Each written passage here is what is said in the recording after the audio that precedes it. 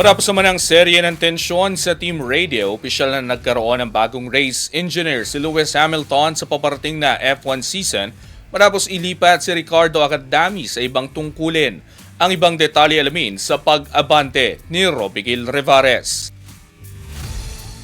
Magkakaroon ng bagong race engineer si 7-time Formula 1 World Champion Lewis Hamilton sa paparating na season matapos kumpirmahin ng Ferrari na inilipat na sa ibang tungkulin si Ricardo Adami.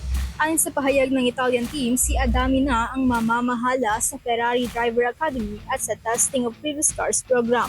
Idinagdag ng kupunan na ia-anunsyo pa sa mga susunod na araw kung sino ang magiging bagong race engineer ni Hamilton. Lumipat si Hamilton sa Ferrari mula Mercedes noong nakaraang season. Ngunit naging sentro ng atensyon ang kanyang ugnayan kay Adami dahil sa mga naging tensyonado at maigting na palitan nila ng mensahe sa team radio simula pa lamang ng opening race sa Australia.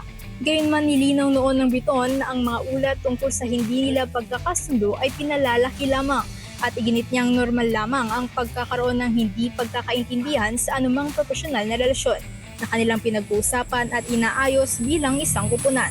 Sa kabila nito, nagpatuloy ang hindi maayos na radio exchanges hanggang sa huling bahagi ng season nitong Disyembre.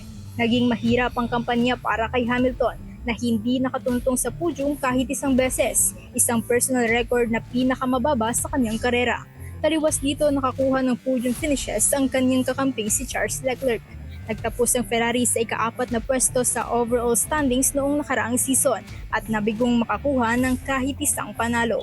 Si Adami na may 11 taon ng paninilbihan sa Maranello-based team ay dati ring nagsilbing race engineer ni na 4-time world champion Sebastian Vettel at Carlos Sainz. Nakatakdang idaos ng Ferrari ang kanilang livery launch sa susunod na linggo bago magsimula ang closed-door pre-season testing sa Barcelona mula January 26 hanggang 30. Ang bagong 24-race Formula 1 season ay magbubukas sa Australia sa March 8, kasabay ng pagpasok ng sport sa isang bagong engine era na magdadala ng malalaking pagbabago sa mga technical na regulasyon. Ako si Robigil Rivares, Abante Sports, nauna.